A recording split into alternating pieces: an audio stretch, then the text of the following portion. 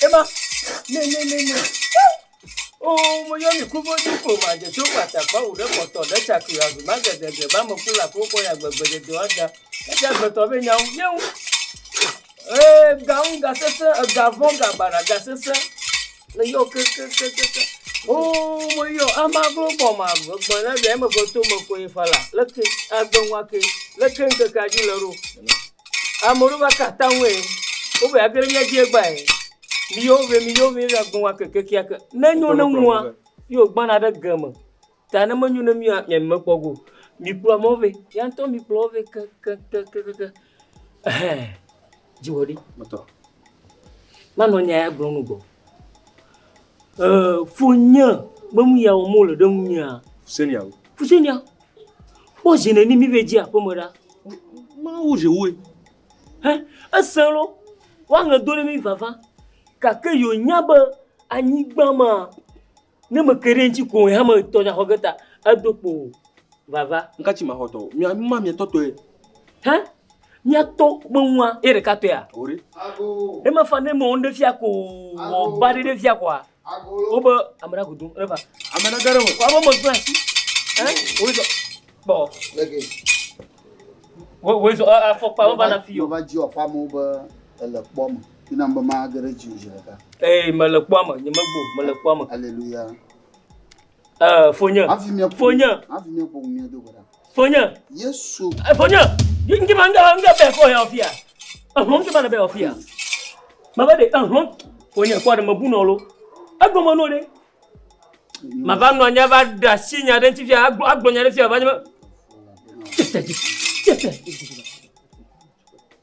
What blue? Kafla, I don't know. Near more than a fiolo, more than for my home. Don't you want to go? A holo? Eh? The for my book. You can't see about to get me out of my home. You don't know about it. A 2 or 3 nano, Balayasico, a 2 or 3 nano, a Sabanwa. Potia Plumlema, Uncoma, Gayufiazo. Uncoma, Yofia, Gayufiazo. Mato, looking your phone on me. Mafo. When I'm over for Gaffy and Thomas Magrano, Mavaoji, Makanji Beta Navarre. It's a Varan of Amen. Amen, it's time of Vado. Oui, unto no, I'm a teaching ne yin blema, and now in town about Jindo. To the cannon of Camilla. For 4 months, for 4 years, a la bake with Jiakata, Nanya Joro Yuma. Fifia, one to Naba Yak Blow, Quenian Trivia, Yagan, you never Anigba Madaka, Hemajiko, Miafofo, Chuchochi Huarua, in tono de Dencha. Mauna Yoro, then your mother is an water. Well, for 200 years, Ungomas matter. My body. I never, Anibal Capupoto. In your folk quarry. Nanya Maga, Nigma Capoga.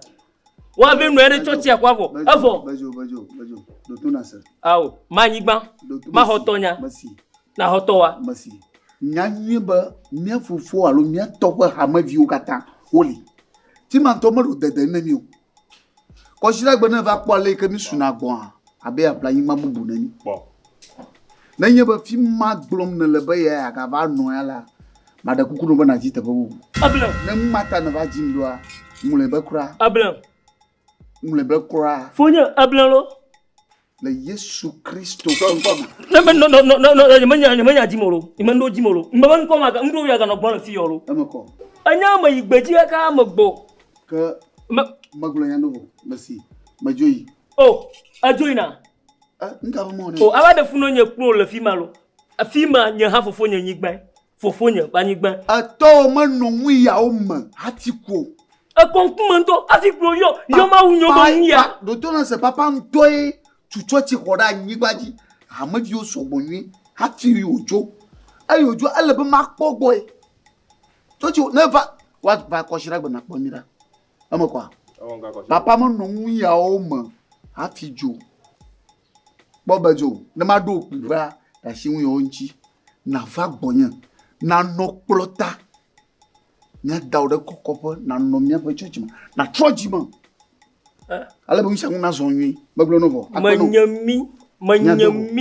manyami je bojandra kode mi awu ha chotia ha fufu nyanto ha ke mangma ma trollen kayo ma to na fudere cho bo lo nya glo chena la ma trollen yo yo ma mi ho ne mi o ya le si po anji o le cho mo je kula ha du mo o je o mo gbagbe ke du o le ba je plan gbagbe ba du da je adu agbo adu papa adu koklo adu cha adami bongo le wa to ahon ne bongo ma le ma mo ro ga ba no le jo be o plan ko si dagbe ba church ya iga anya ma je si yen pepe to npepe ma se ko le von poto a mo yefu a anye ma church ya anye ma iga ncho ko se gba mi no jo ko fuma aholo fuseni aholo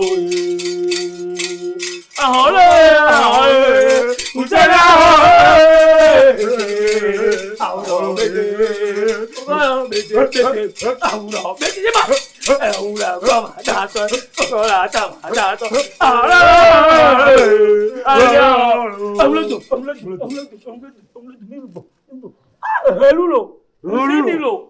Hello, fuseni.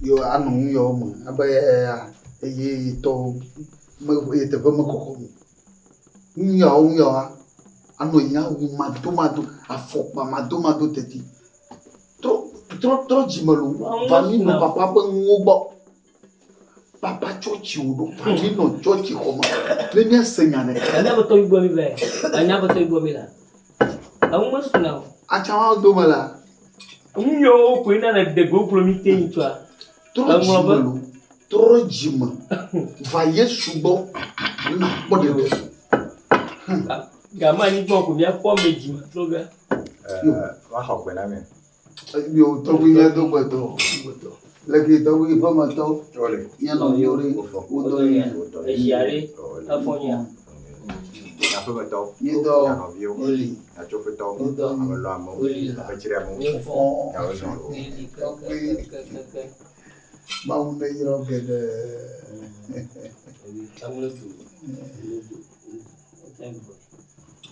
go siapa ni ala cita mau ne iro gede to beli wala gede go tapi mau ne iro gede amma mabu mengaku kolasi ko mabu ngoi ni medeng do mau ne iro gede apa moto enggak yang mau siapa aku tobi agbawe ba de nyare na pamina bene publier dele iple no video me ka je apeto je no video no video yo mo ton to reka no reka ne ba na nya publier dele yo to me ko ku de yo to to me ni nu de esta yo ku do ya bene ma dia gbe ibe che na apeto ko so kaka bawa menyabe kumakan ini.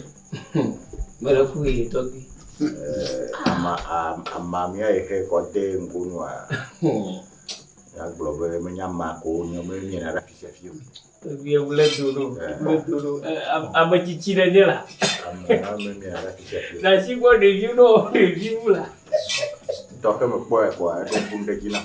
Yang globe kayak mo ya dom sidia. Yang Yo cukup. Yama. Yo fiare kujina. Punya. Bolanya bola. Bolanya nya le mi bol ke la tia no chacha ko du yo la. Il faut on ga bien pata no yi. Il faut na me nya be yo to. Ba ni ba de le. Ihe yo to tu bedo hodeji. Tu hodeji. Bedo ho blom to bi le.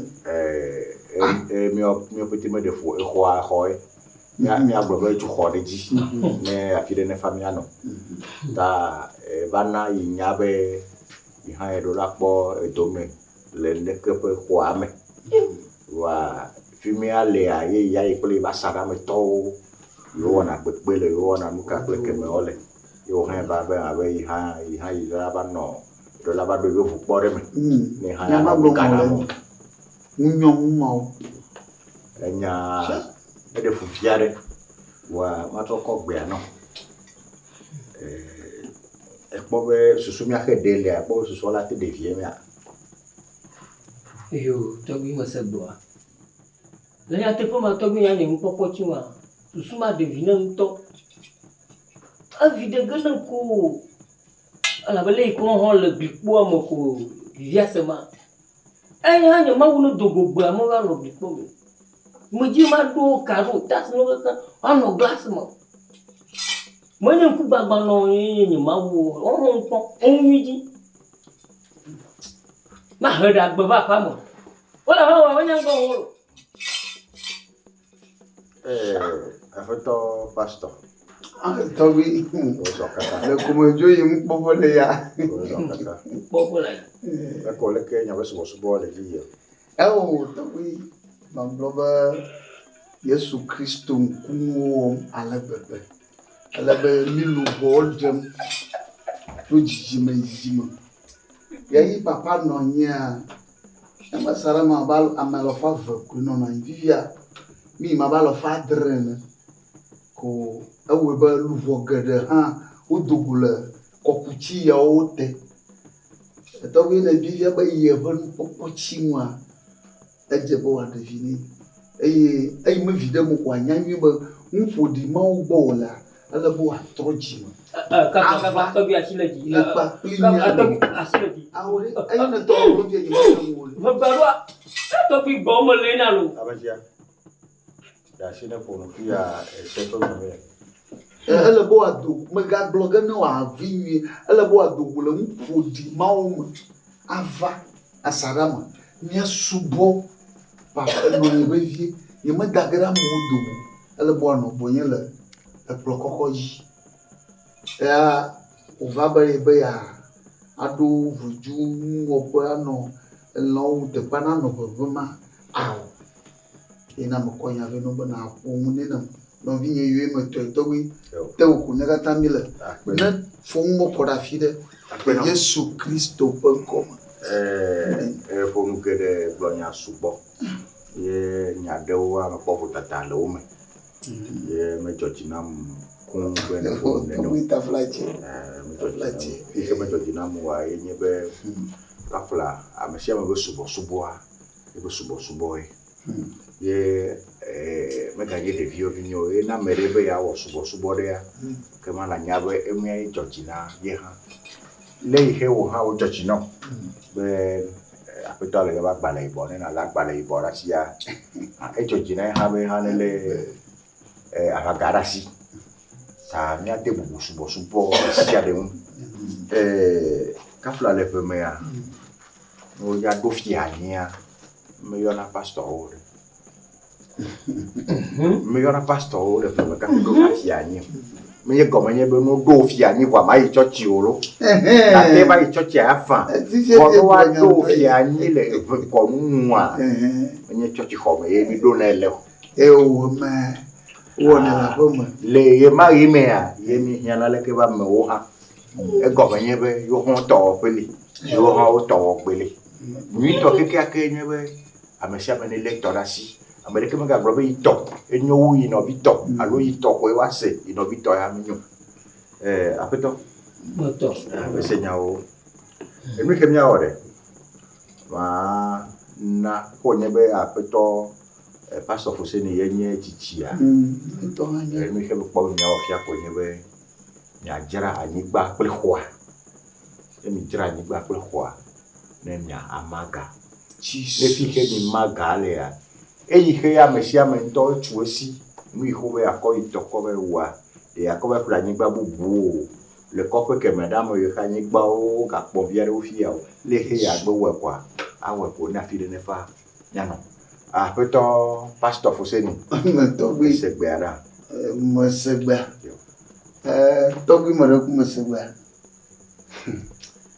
tɔgbi taflatse menye ɖe megbe wònya yi ne gblɔ fia o lo fi ma tsɔtsi xɔa lea kpe ne me wònɔ tsã le papa ƒe agbenɔɣi o gake papa dzo vɔa tsɔtsi me viawo koe dzɔ ka mi gbogbo dzra xɔ ɖo nyuie nenema nenye be nɔvinya teƒe dzi mɛ la o meɖe fɔ ma dzi teƒe ɖe ne nɔ henɔ betsi me fia ɖe nɔ awɔ eƒe ŋumɔ le nya ƒe nyateƒe ŋu mawu ƒe nuwɔwɔ wònye ne Yesu Kristo le tsi ne nɔvinye fia ne kpɔa ne wogblɔ no be yi agbe gake wo hele nu yiwo mea efu ɖe ne nya vie efu ɖe ne nya otia mese nyawa kɔle ƒe me abi dona lo ɖe be ɖe ame be gbɔ menɔna ame gbɔ yi ne gbɔtɔ va be yaxɔ gbɔa na be gbɔ efu ɖe ƒo na be ne gbɔ dzi ne wo dzi vi gbɔa hafi ne yaxɔ gbɔ togbɔ be miaba saɖametɔwo dzɔga ye mi kɔ gbedoxɔa yi dzi hã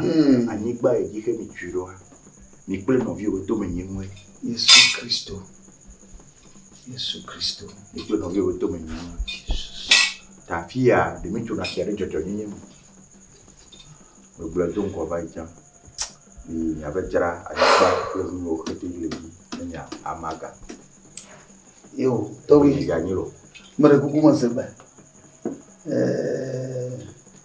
míenye butame ezu yoe metɔe ne Yesu lia Simone ɖo asi eƒe dzidzi kɔa eŋgɔ me se ɖe míakeke tsɔtsi ɖe dzi anyigba vi ɖe le ŋgɔa ye do ɖe mɔto míahi wòaɖo mɔto kɔa eŋgɔ me se ɖe kaka le yina bia nisi ewi tɔgbi akpe mese nyawa enya ne gblɔ ɖi tɔgbi edzɔ dzi na ale gbegbe ɖoko sɔ ɖe dzi ta enya mea ɖoko le teƒe kpɔ tamu fi mele nyama ɖeke ŋu tɔgbi gatrɔ ku ɖe tome ne nyi ɖe ne mi si te fia kɔa ne dzi ame ɖe anyigba ŋu wi ne me medzi be ame dzi ke tsã mekpɔ me ko tɔgbi mekpɔ va gbɔ o anɔ megbe ɖe míayi dra anyigba míamaga yobo yeme exɔ amage manɔ akpa ɖeka anɔ mawu nyɔnyɔ yanɔ akpa ɖeka anɔ ye be mawu yɔmɔ kɔa míadre míamaga yahama dzi ɖe fi ɖe yahana dzi ɖe fi ɖe lo kpɔ kpɔda tsi ɖe nyɔnua dzi Yesu Kristo ok mese nu aka be miata ametsitsiwo menye eyi ke le gbɔgblɔ nye te le nusẽ nye tea megblɔ na mi enumake kema ma abia mɔ yo tɔgbi akpe ɖeka mɔli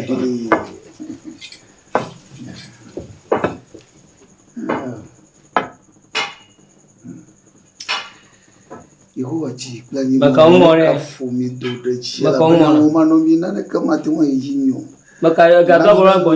nane ekpe dziwo ne zu lã kusi dzi no gblɔ kɔ abe Yesu Kristo edze si Yesu wa ŋutɔ akpɔ Yesu akɔa wɔm ya subɔ la me kpɔn akɔ ne be Yesu Kristo bedzo dzagbagba nava gbɔnye ɖe ne míabu tame ŋutɔŋutɔ agbegbalẽ ya nawɔ dɔ le wo dzi me alo nu sia nu dzi ne le anyigba yi dzi ekpɔ ke to gbalẽ ya me manɔ mawu si nu kpɔm manɔ kpɔm ye mawu mɔ kpɔkpɔ no manɔ mawu si nu kpɔm manɔ kpɔm ye mawu mɔ kpɔkpɔ no nu sia nu si wòwɔ la eyo nu sia nu si wòwɔ la eyo manɔ mawu si nu kpɔm manɔ kpɔm ye mawu mɔ kpɔkpɔ no Holy Ghost fire.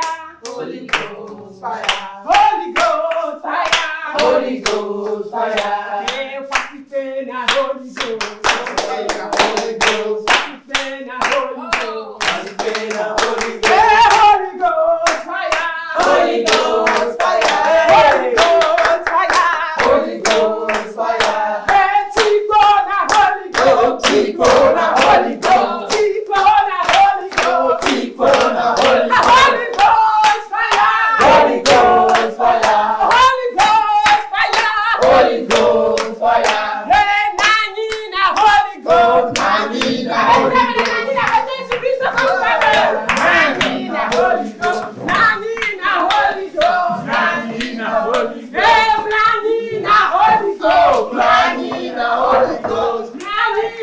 Holy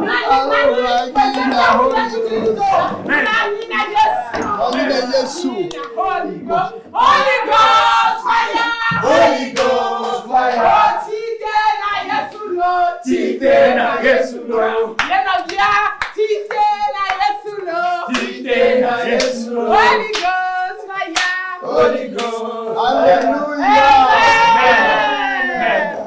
Hallelujah! Amen!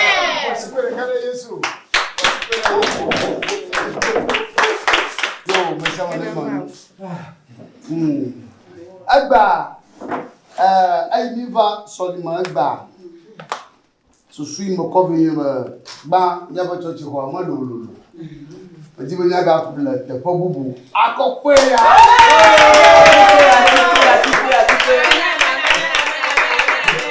Ala ba fi ni ble na lulu wu ya kwa. Kan ni jole fi ya kwa. Bi fi ma. Yo, mi comme il y a pas de Bible, le doudou part dans le tawi à ton ou tout le banc top le et vous bonne main. Je n'ai pas eu bonne femme. Le mouvement. Proverbe 15, verset 1. Une réponse douce calme la fureur, tandis qu'une parole dure augmente la colère. Ton la fille. O ba nyangudo do fa fe tiaji kunu ka gbedara magbo anana domo di flana. Hallelujah. Amen. Na ma do ni bi la ko ma do yi nya ba nyangudo do na nya ba di o nya soro gbe kuma anana ba aji ku fana. Na ji ku fa ko ma de dia ma ku do na ji kulo. Hey, na no yi ko ba ya ibun ko ibun pachi ma no yi bere ke na mere glo ka na glo ya ton na mere glo fa na glo bla na mere glo ton na glo bla sheke man na ko na fa no bla no vio ba ko me na fa no bla no vio ba apo me na fa no hallelujah Amen. abale ma wo susu alo Yehowa di fiamba fi mi la malulu.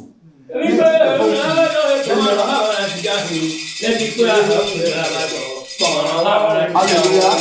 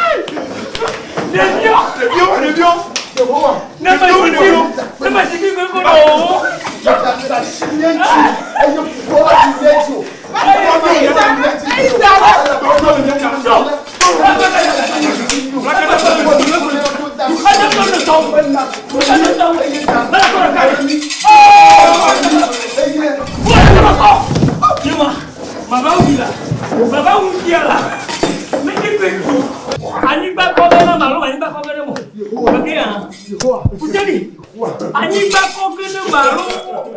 Maman go. You want to like the ball. Aga la ni ba ga mola. Jesus Christ. The one you will never. Ne me nye wolo mola de wonti kokofia de wonti kokofia de wonti kokofia de wonti kokofia ala ni baga mo ani ba maga ma hotonya lo mo mago de wonti kokofia amema funda kono de viola de wonti kokofia amema funda kono ani ba maga lo mago Jami bono, prende ko punto, va.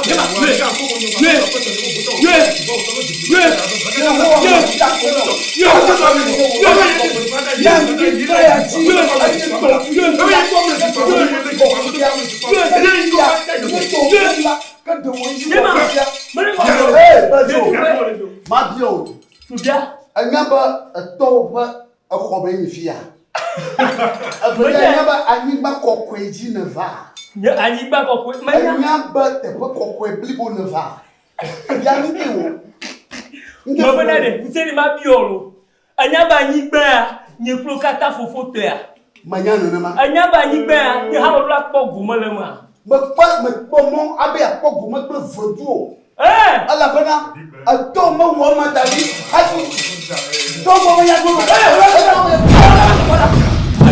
ani ni ma kona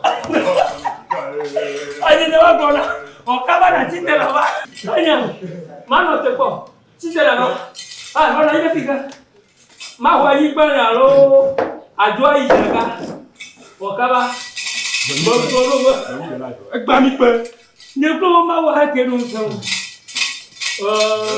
gba mi pe un de la ba do e ko ma lo ha na ti ja na mi pe un de la ba do ko ha na ti ja bajo Wakaba me pomo le ehoyamu aka glola yo ku wa pa ni ba die ya me pomo le ehoyamu wakaba glene bo ne ko nya ni kana le ehoyamu ne ko ya ti ne ko le do na wa me pomo le ehoyamu le Yesu Kristo bon ko Nazareth to la bon ko si plani do la bon ko si on bon ma ou la bon ko on se bon ma ou la bon ko ni pomo kura le fio ne gba fi le ko mi ahenya wakaba na mani baba o ti ne ko ne ba ahenya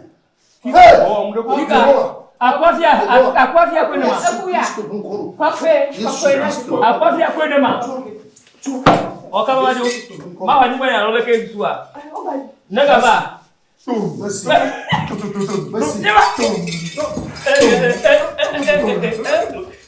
ni ba mi lu je ba mi ba ko ma da no ba bo sango viola fa famille fa famille aka to ji dogo na na mi we la fia Yehowa makwe Amen. fa famille aka to ji dogo na ojo ya ba mana kuta ba nyi na ma yene na ma wa afia koli blo mo kata Fire! Jibo tekbe Fire! na jibo tekbe da jibola ni ya tuwa ma no boboro ni ma po wa fi teti ha a ji o majibo na ma wo ni sire ka wajola Ni mato kumio. ni ma na da ka o Kumio. ni ma po mo Kumio. awo aju fiali ne kuko koto mana ju fiana nya afine ba gba lo are wanya mo wa kan ṣoko àwọn suna ore mi ko to to bi festa to ko si na ko na ma u bi o mi ko to festa to ko ma ti o na Yehowa ba ji o àwọn suna o ma wo na me be si o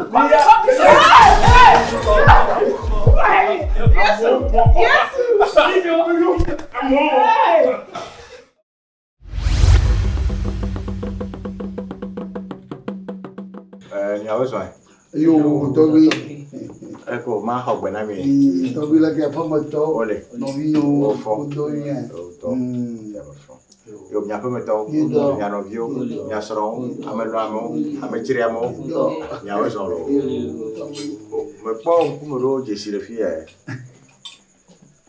o to bi avale na nyana no vi nya ba pa si vie nyau ki ame mori lekana bana magloto apeto ya no ya ko na do bi na gbe yo to bi amo do bẹ́ẹ̀ lọ́fíì ní wájú lọ́fíì wá gbàṣẹ bí ẹni mọ́nyá fíkà tọ́ ya ẹni mọ́nyá fíkà wọ́tú yẹ ọ́ alábẹ́yẹ asaramu tọ́wọ́ yẹ ọ́ sọ̀fọ̀ máa ní ẹ̀kẹ́ amẹ́nẹ́lẹ́ gọ̀mọ̀ṣẹ̀rẹ̀ káyì tá a náà yẹn mẹ́lì ọ̀ hàn ọwọ́ ìpọ̀nà chẹ́chẹ́ àgbọ̀.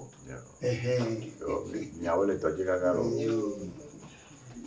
wà á mú dẹ́ olùbọ̀ dẹ́. Yo, ma brother ni chomi wa konya re kokpo.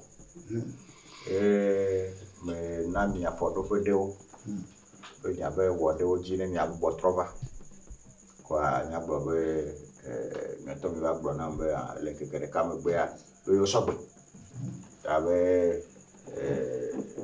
go mu le yo sivo. Ta ma de ku no be na de do ki o mu na mi aselo. Awo, to bi mo da pa.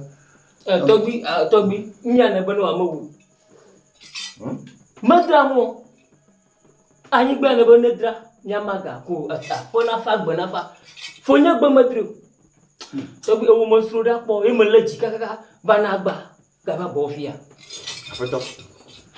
Togbi. Yo, nya to fe. Nya ro me ko. Yo, nya to fe, nya madru. No vinya fia o le a. Yẹn lọ kọ àpọ̀ fún máa gbọ́ fi èmi ọ̀hún mi la papa bá pa mi mà mi kẹ̀kẹ́ tó ti kọ́ àhó mọ́gà yẹn bọ́ mi àdìrẹ́ o azùn pẹ̀ náà bò mà lè hà mí fi kàtà kọ́ àmọ́ gbélé ní ntọ́ hàn sí bọ̀ mọ́ tọ́ dọ̀mọ̀dúnfí rẹ̀ kò pọ̀ kàkẹ́ mi má tẹ̀ ń jìrẹ́ o mi má jìrẹ́ gẹ́ hàn èmi jẹ́ mi àdìrẹ́ hàn ntọ́ hàn sí. Ne me nyɔ. Ne dzo kati blu, ne me kpli me dzo kati blu, ne via mi me drage ho, iwe me ka sen ka gomo. Kato na fude ne. Ko no wa nyina na gbe. Togbi mo Ya me ko gbe na lo. Togbi. Me blu ni abe me drago. Ne nyen to je me le do kunya gbe ma gbe mi nya gomo a. Ne ndejo. Ne va senya de. Ganya le mi do monto. Do adaka le un fonu fiafia blo aba ma udolena gbe bonya gbo adanyo onye nyekuniga na mi ne la sinya ma fa we ne ya po anyang papa to a aji be apon lo to gbe aji be apon lo Blo never ma. Ja kwa tebe de yu me nyapo Ne me se go me ya me te po dong de ko me te po ta do jin de ke fo se de ke I heji nya me be ya mi se nya ro ko go me do. Togbi ma de kuku ba no vinyare. Ta flache ale o la mi kata mi de shi la pa. Afi odo gbe hu he gbo ba igbo plovodu plomo. Ta mo ji ba fi o la na no fuma. Nyo mi le ma o pa po mo. Nya de ba ma o pa po mo mi le. Ya fi mo la ya ele e bo ma wo ba apom ta no fi wana mi ano gbe na mako ko mi mete gbago mi mete nzira ga no azun pana ha ma abelokio Yehowa na yira wo no na abelokio na trobo Togbi gbedoro. Devi la nyi ziruri. wa Wanyom de bala nya. Yanya devi, wanyom de bala nya. To. Pour me manya atende ngoma. Nyonde ba ode ma ko me. Ode ma ko. wa mo dada ta shi Aga mu ha bo. wa mu mo ko Ama ba lo pedo ko mi choli bon ko ma nyono gabaka. Ni ya toju. Mi le tu kaka o gwa go. Asi de viu. Ko ba ja to mi le ba. wi ba ma blo no yin ba temi ya ko ma fia na to susu ni na to va bibla ba de bia na wana Now, to ku profofo bo ndo bia wa bia now. na wana Wa bo wa bi no. nye ku atinga anao Aka mi bi de danu. Turi wala. Mo Biblia. Eche Biblia. Anya amene bona una ge no via le nyekroduma. Kami mana kwa kada. Kwa munda go go hira. Ba. Why you join to the winju to go hamoro? Abi ban yawo eh. Awo ga ya. Na manye to bi bombi lo ya. Yo wa go nu wa. Yo akbenami. Me se nya be nya fufuo. Wa ma cho jamenami. Ni nya be ya enyi simu sale. Nya ke megbuloa. Ye ji ejukwa danasido. Ye medina gbele jukwa we nkome. Enyi nkonye mo. La bana jukwa we do mani. Na itogbe ochiam. Ta Nous sommes wofia. Nous sommes kaisaro toa. Nyachwe akona kaisaro. Nous sommes mautoa. Nyakwe akona mau. Ne afire nefa nyano. Ta ona menyabe anigba no wa yo le français gbeme awo un lot. Yo vile kwa la jila. Vile le vile kwa la jila. Da never noa nya meso so mina swe. Donc quoi quand on vous ko akwa. Le kenya bano ya. Bana odo agbana do dam ko kure anigba we lolo no. Ami ade ya to ba pa loji. Okay, gbada mi o.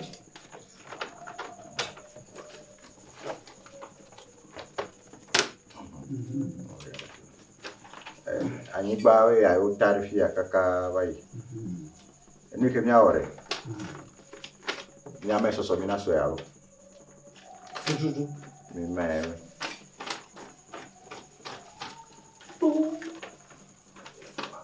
Church kwa we tagbe tishia. Ye mo anu tishia. Etagbe ya. Etrosu to. Gomea fi hoto na do na me trosu no bi o. Ta amen ani ma gbogbo we asrafo yin o apolomi do nemi yi kwa amen so mi na so Ola akpa de sia de ihe nya me sia me to a nya da sefo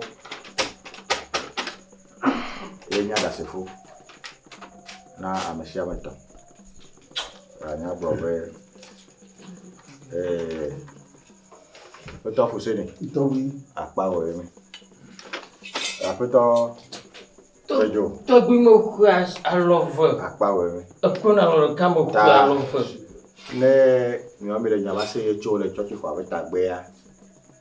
Wana wa do glede to me abai. Mama mi. Ano gabu tu. No gabu ba.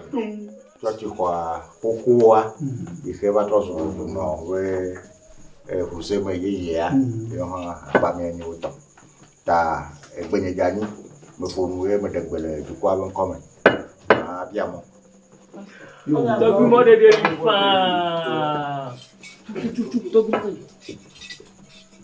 bi na pete la o to gbera kula to taula wala no agbachi fu moto la wa puti agba no akode blenigan mama fu ko Yi ko dada. mo yo la gba ibo la se won ri aba Yi. Ma wona cho nouveau ko. Wa che ko ha ha wo bobo. Lo ba amen mi. Amen. Amen. Ayo ya. Amen.